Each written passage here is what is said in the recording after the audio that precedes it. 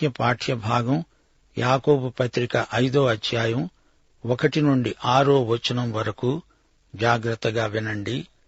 ఇదిగో ధనవంతులారా, మీ మీదికి వచ్చే ఉపద్రవాలను గూర్చి ప్రలాపించి ఏడవండి. మీ ధనము చెడిపోయింది, మీ వస్త్రములు చిమ్మటలు కొట్టినవి, మీ బంగారము మీ వెండి తుప్పు పట్టాయి. వాటి తుప్పు మీ మీద సాక్ష్యముగా ఉండి అగ్నివలె మీ శరీరాలను తినివేస్తుంది. అంత్యదినములందు ధనం కూర్చుకున్నారు. ఇదిగో మీ చేలు కోసిన పనివారికి ఇయ్యక మీరు మోసముగా బిగబట్టిన కూలి మొర్రపెడుతున్నది. మీ కోతవారి కేకలు సైన్యములకు అధిపతి అయిన ప్రభువు యొక్క చెవులలో చొచ్చి ఉన్నవి. మీరు భూమి మీద సుఖముగా జీవించి భోగాసక్తులై వధదినమునందు మీ హృదయములను పోషించుకుంటున్నారు. మీరు నీతిమంతుడైన వానికి శిక్ష విధించి చంపుతారు, అతడు మిమ్ములను ఎదిరించడు. సోదరీ సోదరులారా, వింటున్నారా? బీదలను వేధించే ధనికులను రచయిత గద్దిస్తున్నాడు. తమ కింద పనిచేసే వారికి సరిగా కూలి ఇవ్వక వారిని ఏడిపిస్తున్నారు. ఇది అన్యాయం, అవినీతికరం. బీదలను బాధపెట్టి ఈ ధనికులు సుఖపడుతున్నారు. అమాయకులను నిర్దాక్షిణ్యంగా హత్య చేస్తారు. ఈ అధ్యాయమంతా పాత నిబంధన ప్రవక్త మాట్లాడినట్లే ధ్వనిస్తోంది. యెషయా ప్రవక్త స్వరం వినండి. యెహోవా దినము వస్తోంది, ఘోషించండి. అది ప్రళయము వలె సర్వశక్తుడైన దేవుని వద్ద నుండి వస్తుంది. అప్పుడు ప్రతి ఒక్కని గుండె కరిగిపోతుంది. వారు ఏడుస్తారు, ప్రలాపిస్తారు. అంగలార్చండి, దుఃఖించండి. యాకోబు అదే ప్రవక్తృభారంతో అంటున్నాడు. ధనికులారా, ప్రలాపించండి, ఏడవండి. మీ మీదికి ఉపద్రవం ముంచుకు వస్తోంది. మీ పనివారి ఆక్రందన దేవుడు విన్నాడు. ధనికులు, మీరు చేసిన నేరాలకు హత్యలకు దేవుడు మీ మీద కఠిన చర్య తీసుకోబోతున్నాడు. జాగ్రత్త. మీ ప్రశస్త వస్త్రాలను చిమ్మెటలు తినేస్తాయి. మీ వెండిని బంగారాన్ని తుప్పు తినేస్తుంది. యెరూషలేమును శత్రువులు ముట్టడించినప్పుడేమి జరిగింది? ఈ ధనికుల ఐశ్వర్యమంతా శత్రువుల వశమైంది. యేసు ప్రభువు, అపొస్తలులు యెరూషలేము నాశనాన్ని గురించి హెచ్చరించారు. మత్తయి సువార్త 6వ అధ్యాయం 19వ వచనంలో ప్రభువు హెచ్చరిక ఇలానే ధ్వనిస్తోంది. భూమి మీద మీ కొరకు ధనము కూర్చుకొనవద్దు. ఇక్కడ చిమ్మెట తుప్పు తినివేస్తాయి. దొంగలు కన్నము వేసి దొంగిలుతారు. పరలోకమందు మీకోసం ధనం కూర్చుకొనండి. అక్కడ చిమ్మెట తుప్పు దానిని తినివేయవు. ఆ తుప్పే మీ శరీరాలను అగ్నిలాగే తినేస్తుంది అంటున్నాడు యాకోబు. ఆ తుప్పు మీ గురించి సాక్ష్యమిస్తుంది. అంత్యదినములందు మీరు సమకూర్చుకున్నది ఈ ధనం తుప్పు. ఈ అగ్ని మీ మీదికి రాబోయే తీర్పు. సామెతలు 16వ అధ్యాయం 27వ వచనం. పనికిమాలినవాడు కీడును తవ్వి పైకెత్తుతాడు. వాని పెదవుల మీద అగ్ని మండుతున్నట్లే ఉన్నది. రోమాపత్రిక 2వ అధ్యాయం 5వ వచనంలో పౌలు ఇదే మాట అంటున్నాడు. నీ కాఠిన్యమును, మార్పు పొందని నీ హృదయమును అనుసరించి ఉగ్రత దినమందు, అనగా దేవుని న్యాయమైన తీర్పు బయలుపరచబడే దినమందు నీకు నీవే ఉగ్రతను సమకూర్చుకుంటున్నావు. ధనికులారా, మీరు బీదలను ఎంతో బాధ పెట్టారు. ధర్మశాస్త్రం స్పష్టంగా చెప్పింది, నీ పొలంలో పనిచేసే వారికి సరిగా కూలి ఇవ్వకపోతే యెహోవా వారి పక్షాన వ్యాజ్యమాడతాడు. మీరు బిగబట్టిన కూలి మీకు వ్యతిరేకంగా సాక్ష్యం పలుకుతుంది. మీ కోత పనివారి కేకలు దేవుడు విన్నాడు. ధనికులు, మీరు భూమి మీద సుఖంగా జీవించారు. మీరు భోగాసక్తులై వధదినమందు మీ హృదయాలను పోషించుకున్నారు. మీరు పశుప్రాయులైపోయారు. మీకు వధదినం వచ్చింది. అయినా ఈ నిమిషం వరకు మీ స్వార్థ వైఖరి, మీ తిండిబోత్తనం మీరు మానలేదు. మీ పాపం పండింది. నీతిమంతునికి శిక్ష విధించి చంపారు, హత్య చేశారు. మీరు ధనికులు గదా, శిక్షను తప్పించుకుంటారు. మీ స్థానంలో నీతిమంతుడు హత్యగావించబడతాడు. శ్రోతలు, ఈ మాట అంటున్న యాకోబుకే అది సంభవించింది. యాకోబు ఖడ్గముతో చంపబడ్డాడు. హతసాక్షి అయ్యాడు. యాకోబు ఎంత ధైర్యంగా మాట్లాడుతున్నాడో వినండి.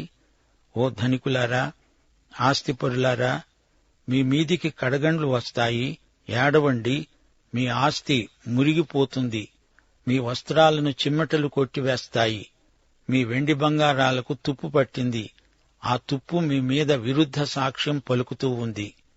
నిప్పులాగా మీ శరీరాలను అది తినేస్తుంది. మీరు ధనం పోగు చేసుకున్నది ఈ చివరి రోజుల కోసమే. ఈ మాటలు విశ్వాసులను ఉద్దేశించినవి కావు. పేదలను పీడించే స్వార్థపరులైన ధనికులను యాకోబు ఈ విధంగా గద్దిస్తున్నాడు.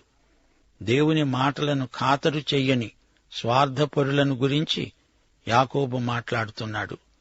దేవుని తీర్పు వారి మీదికి రాబోతోందని ఒక ప్రవక్తగా తాను మాట్లాడుతున్నాడు. భూసంబంధమైన సిరి సంపదలు ఎందుకు పనికి రాకుండా పోతాయి? అవన్నీ నశించిపోతాయి. ఈ ధనికులందరూ దేవుని మాట వినకపోతే రేపు దేవుని ఎదుట నగ్నంగా నిలువబడాల్సి వస్తుంది. బంగారానికి తుప్పు పడుతుందా? అప్పుడు వీరి బంగారం ఇనుమవుతుంది.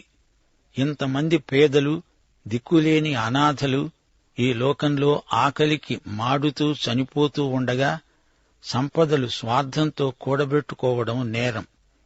అందుకు దేవుడు వారిపైకి పంపే యాతనలే ధనికులు చెల్లించబోయే వెల. సంపదలు కూడబెట్టుకోవడం చాలా ప్రమాదకరమని అప్పుడు వారు నేర్చుకుంటారు. దేవుడు బీదల పక్షాన ఉన్నాడు. కూలివారు, అణగద్రొక్కబడిన వారి పక్షాన బైబిలు మాట్లాడుతుంది. పైన పరలోకమందు న్యాయంగా తీర్పు తీర్చే ప్రభు ఉన్నాడు. ధనికులు పెట్టే హింసలకు గురి అయ్యే వారి రోదన, వారు చేసే ఆక్రందన దేవుడు వింటున్నాడు. స్వార్థం ఎప్పుడూ నాశనానికే నడుపుతుంది. వారి సుఖభోగాలకు, విలాసాలకు అంతం మరణమే. వధించడం కోసమే పశువులను బాగా మేపుతారు. బాగా బలిసినప్పుడు వాటిని వధిస్తారు. వీరు అలాగే పశువులతో సమానులైపోతున్నారు. ఈ లోకంలో మనముండే కొద్ది కాలంలో ప్రాముఖ్య విషయాలను అనగా రక్షణ, జ్ఞానం, నీతి న్యాయాలు, సత్యం, పవిత్రత అనే వాటిని మనస్కరించాలి. ధన సంపాదన కోసం హత్యకు పాల్పడతారు. దేవుని ఆజ్ఞలను లెక్క చేయరు. ప్రసంగి గ్రంథం 9వ అధ్యాయం 3వ వచనం, నరుల హృదయము చెడుతనంతో నిండి ఉన్నది. వారు బ్రతికే కాలమంతా వారి హృదయమందు వెర్రితనముంటుంది. తరువాత వారు మృతుల వద్దకు పోతారు. ఇది దుఃఖకరం. సోదరీ సోదరులారా, ఈ అధ్యాయంలో యాకోబు ఒక సంస్కర్తగా కాదు, ప్రవక్తగా మాట్లాడుతున్నాడు. ఈ లోకం అవినీతితో, దౌర్జన్యంతో నిండిపోయింది. ఆ రోజుల్లో రోమా ప్రభుత్వం ఏలుతోంది. ప్రజలలో మధ్యతరగతి అంటూ లేదు. గొప్ప ధనవంతులు, కటికి పేదలు అనే 2 వర్గాలే ఉన్నాయి. ధనికులలో అవినీతి ఉంది. అలాగే బీదవారిలో కూడా అవినీతి తాండవిస్తోంది. క్రైస్తవులైన వారిలో అధిక సంఖ్యాకులు నిరుపేదలు. బానిసల మధ్య నుండి రక్షించబడి వచ్చిన వారు కూడా ఎందరో ఉన్నారు. ఆరాధించుకునేందుకు వారికి పెద్ద కట్టడాలు లేవు. ఈ రోజున ఉన్నట్లుగా వారికి పెద్ద విలువైన చర్చి, ఆలయాలు లేవు. ఆర్థికంగా వారికి అట్టి స్తోమత లేదు. యాకోబు మాటల తీరు గమనించండి. అతడు ధనధాన్యాలను, ఆస్తిపాస్తులను గర్హించటం లేదు, గద్దించటం లేదు, శపించటం లేదు. ధనం స్వతహాగా చెడ్డదేమీ కాదు, మంచిదీ కాదు. దాన్ని కలిగి ఉన్న మనిషిని బట్టి, అది వినియోగమయ్యే విధానాన్ని బట్టి ఉంటుంది. డబ్బు చెడ్డదని గాని మంచిదని గాని బైబిలు చెప్పదు గాని 1 తిమోతి 6వ అధ్యాయం 10వ వచనం ఏమంటోంది? ధనాపేక్ష సమస్త కీడులకు మూలం. సమస్య డబ్బు కాదు, మానవుని హృదయం. ధనవంతులైనందుకు కాదు, ధనంతో వారికున్న అపవిత్ర సంబంధాన్ని యాకోబు గద్దిస్తున్నాడు. వారు డబ్బును ఎలా సంపాదిస్తున్నారు? డబ్బును సంపాదించిన తరువాత దాన్ని వారెలా వాడుతున్నారు అనేది అసలు సమస్య.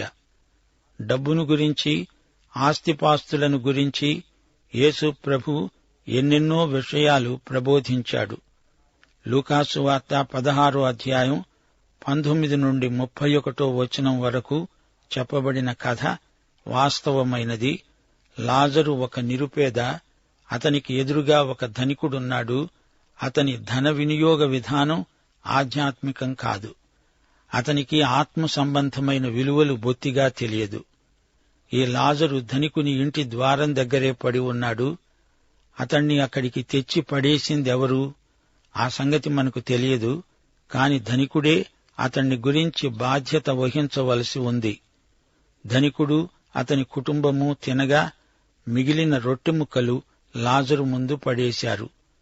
ధనికుడు ఆ రొట్టె ముక్కలకు కూడా విలువ కట్టి దాన్ని ధర్మం కింద లెక్కరాసి ఆదాయపు పన్నులో మినహాయింపు కోసం ఖర్చు రాసేవాడు. కుక్కలు వచ్చి లాజరు శరీరం మీది పుండ్లను నాకేవి. ధనికుడి ఇంట్లో కుక్కలకు కూడా విలువైన భోజనం. లాజరు కుక్కలకు రొట్టె ముక్కలు కూడా మిగలవు. అతని ధనం వృద్ధవుతోంది. లాజరు దరిద్రం అదే నిష్పత్తిలో ఎక్కువవుతూనే ఉంది. లాజరు ఆరోగ్యం క్షీణించింది. ఒంటిమీది కురుపులకు మందు లేదు. కుక్కలు నాకడమే చికిత్స. లాజరు దయనీయ స్థితికి ధనికుడే కారకుడు. ఈ ఇద్దరికీ మధ్య ఉన్న అంతరం ఎలాంటిది? లాజరు చావుకు కారకులెవరు? ఎవరు తీర్పు తీర్చాలి? పరలోకమందున్న దేవుడు, న్యాయసింహాసనాసీనుడు. వీరిద్దరికీ ప్రభువే తీర్పు చెప్పాలి. లాజరుకు పరలోక ప్రవేశం. అబ్రహాము వక్షమును ఆనుకొని హాయిగా కూర్చున్నాడు లాజరు. ధనవంతుడికి నరకం కేటాయించబడింది. వీరిద్దరి నిత్య భవితవ్యమేమిటో దేవుడే నిర్ణయించాడు. లూకాసు వార్త 12వ అధ్యాయంలో మరో ఉపమాన ప్రబోధం ఉన్నది. అతడొక ధనవంతుడు. పంటకాలంలో ఎంతో ధాన్యం వచ్చింది. నిలువ చేయడానికి గిడ్డంగులు కట్టించాలని గొప్ప ప్రణాళిక రూపొందించుకున్నాడు. అతని పథకాలు అమలులోకి రాలేదు. అతడు హఠాత్తుగా చచ్చాడు. అతడు ధనవంతుడైనందుకు చెడ్డవాడు కాలేదు. అతడు చెడ్డవాడై ఉండి ధనవంతుడయ్యాడు. చూడటానికి బయటికి మంచివాడుగానే కనపడుతున్నాడు గాని అతని ధనాపేక్షకు హద్దులేదు. డబ్బు, ధాన్యం విపరీతంగా కూడబెడుతున్నాడు. తన వృద్ధాప్యంలో తనకు అక్కరకు వస్తుందని ఆశించాడు. అది దురాశ, పేరాశ. అది ఆశాపాతకం. అతనికి నిత్యత్వమును గురించిన ఆలోచనే లేదు. యేసు ప్రభు అతణ్ణి వెర్రివాడు, పిచ్చివాడు, ఉన్మాది అని పిలిచాడు. ఆ ధనికునికి నిలువెల్లా స్వార్థమే. అదంతా ఎవరికోసం కూడబెడుతున్నాడు? తన కోసమే. ఆ మనస్తత్వం విగ్రహారాధనతో సమానం. ధనాపేక్ష విగ్రహారాధనతో సమానమని బైబిలు చెప్తోంది. అనగా వస్తువాహనాల ఆరాధన. ధనమే అతని ఆరాధనం. స్వార్థమంటే అతనికి తానే దేవుడు. ప్రియశ్రోతలు, ఇలాంటి ధనరాజులు, ధనదాసులు మన మధ్య లేరంటారా? లేకే, చాలామంది ఉన్నారు. నిన్ను నీవు ప్రేమించుకో, నీవు ముఖ్యం, నీ యందు నీకు విశ్వాసముండాలి అని తరగతులు పెట్టి నేర్పే పండితులున్నారు. గాని యోహాను సువార్త 15వ అధ్యాయం 5వ వచనంలో ప్రభువు స్పష్టంగా చెప్పాడు, నాకు వేరై ఉండి మీరేమీ చెయ్యలేరు. ప్రభువు బోధించిన మరో ఉపమానాన్ని పరిశీలించండి. అతడు అన్యాయస్థుడైన గృహ నిర్వాహకుడు. క్రైస్తవ విశ్వాసులు డబ్బును ఎలా వాడాలో ఈ ఉపమానంలో ప్రభువు మనకు నేర్పాడు. శ్రోతలు గమనించండి. ఇంతకు యాకోబు గద్దించే ఈ ధనికులు క్రైస్తవులా, ఇతరులా? వీరు విశ్వాసులా, అవిశ్వాసులా? భక్తులా, భక్తిహీనులా? వీరు నిర్దేవులు, దేవుణ్ణి ఎరుగని ధనికులు. యాకోబు పత్రికలో 5వ అధ్యాయంలోని మొదటి 6 వచనాలు నిర్దేవులైన ధనికులపై దేవుని తీర్పు. వారు ఏం చెయ్యాలో యాకోబు చెప్పటం లేదు కాని వారికి దేవుడేం చెయ్యబోతున్నాడో చెప్తున్నాడు. దేవుని బిడ్డలు వీరి పట్ల సహనం చూపాలి.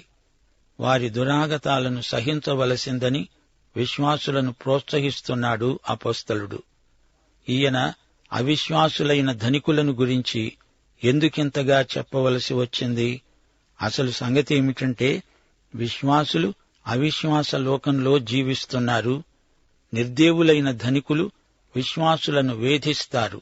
యేసు ప్రభు యోహాను సువార్త 16వ అధ్యాయం 33వ వచనంలో అన్నాడు, లోకములో మీకు శ్రమ కలుగుతుంది, అయినా ధైర్యం తెచ్చుకోండి, నేను లోకాన్ని జయించి ఉన్నాను.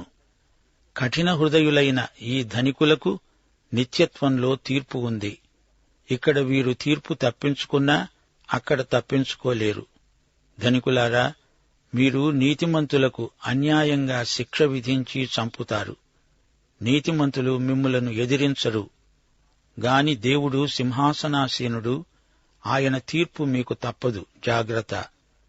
బీదవాని నరకం కంటే ధనవంతుడి నరకం మరీ ఘోరం. అయితే ధనికుడైనా బీదవాడైనా, రాజైనా పేద అయినా నరకానికి వెళ్లవలసిన పనేమిటి? యేసుక్రీస్తును అంగీకరించి నిత్యజీవం పొందిన వారెవరూ నరకంలో పడరు. ఇది ముమ్మాటికి నిజం. దుర్మార్గులు ఆయురారోగ్యములతో ఉంటే దావీదు చూచి కంగారు పడ్డాడు. కీర్తనలు 37 వచనాలు 35, 36. అతడన్నాడు, భక్తిహీనుడు ఎంతో ప్రబలి ఉండడం నేను చూచాను. అది మొలచిన చోటనే విస్తరించిన చెట్టువలె వాడు వర్ధిల్లాడు. అయినను ఒకడు ఆ దారిని పోయి చూడగా వాడు లేడు. నేను వెదికాను గాని వాడు కనపడలేదు. అదే కీర్తన 7వ వచనంలో యాకోబు చెప్పిందే దావీదు చెబుతున్నాడు. యెహోవా ఎదుట మౌనముగా ఉండి ఆయన కోసమై కనిపెట్టుకో. తన మార్గమున వర్ధిల్లే వానిని చూచి వ్యసనపడకు. దురాలోచనలు నెరవేర్చుకునే వారిని చూచి వ్యసనపడకు. ఇదే సందేశం యాకోబు ప్రబోధిస్తున్నాడు. అలనాటి ధనికులను యాకోబు గద్దించాడు నిజమే కాని ఇదే సందేశం నేటి ధనికులకు, భూస్వాములకు వర్తిస్తుంది. యాకోబు ఈ పత్రికను క్రీస్తు శకం 45, 50 మధ్యకాలంలో రాశాడు. ఆ తరువాత క్రీస్తు శకం 70వ సంవత్సరంలో యెరూషలేము ధ్వంసమైంది. టైటస్ అనే రోమా గవర్నరు నేతృత్వంలో ఈ ముట్టడి జరిగింది. టైటస్ క్రైస్తవులను, యూదులను ఎంతో ద్వేషించాడు. యెరూషలేములో యూదులున్నారు, క్రైస్తవులు ఉన్నారు. యెరూషలేములో ఉన్న ధనికులందరూ ఈ ముట్టడిలో పూర్తిగా హతమైపోయారు. బతికి ఉన్న కొందరిని చెరగొనిపోయి వారిని బానిసలను చేశాడు. వారి ఆస్తులన్నీ రోమా ప్రభుత్వమే స్వాధీనం చేసుకుంది. యేసు ప్రభువు పరలోకానికి ఆరోహణం కాకముందు జరగబోయే ఈ సంగతులను ప్రవచించాడు. యాకోబు అవే మాటలను పునరుద్ఘాటిస్తున్నాడు. లూకాసు వార్త 21వ అధ్యాయం 20వ వచనం. యెరూషలేము దండుల చేత చుట్టబడడం మీరు చూస్తున్నప్పుడు దాని నాశనము సమీపమై ఉన్నదని తెలుసుకొనండి. క్రీస్తు శకం 70వ సంవత్సరంలో ఈ మాట అక్షరాలా నెరవేరింది. ఏది ఏమైనా క్రూరులు, కఠినాత్ములు అయిన ధనికుల నిత్య భవితవ్యం మహాఘోరం, దారుణం. ధనికుడా, నీవు చనిపోతూ నీ ధనాన్ని నీ వెంట తీసుకొని పోలేవు గదా. ధనానికి నీవు, నీకు ధనం నిత్యత్వపు దూరానికి తరలిపోవడం తథ్యం. నీ ఆస్తిపాస్తులు సద్వినియోగమైతే పరలోకం, లేకపోతే నరకం. సముద్రపు నీరు ఉప్పన, అది త్రాగే కొద్దీ దాహం తీరదు, మరీ మరీ ఎక్కువవుతుంది. అలాగే ఆశ అనే తాడు పొడుగవుతుంది, దానికి అంతం లేదు. లక్షాధికారైన లవణమన్నమే కాని మెరుగు బంగారంబు మృంగబోడు. ప్రియశ్రోత, నీ నిత్యత్వం మాటేమిటి? దానికోసం సిద్ధపడుతున్నావా లేదా? సామెతలు 22వ అధ్యాయం 7వ వచనం. ఐశ్వర్యవంతుడు బీదల మీద ప్రభుత్వం చేస్తాడు, అప్పు చేసేవాడు అప్పిచ్చిన వానికి దాసుడు. ధనికులు దేవుని బిడ్డలను వేధిస్తే దేవుడు వారి పక్షాన పగ తీర్చుకుంటాడు. జాగ్రత్త. భవిష్యత్తులో నిర్దేవులైన ధనికులకు శిక్ష తప్పదు.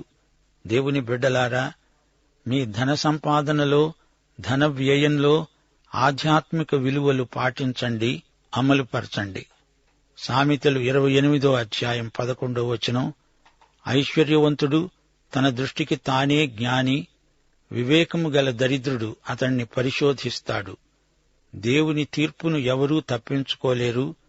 ధనికుడవైన విశ్వాసీ, నీ ధనం లెక్క ఆయన ఆజ్ఞాపించకముందే ఇప్పుడే చూపించి సరిచూచుకో. ఆగూరు ప్రార్థనతో పాఠం ముగిస్తాము.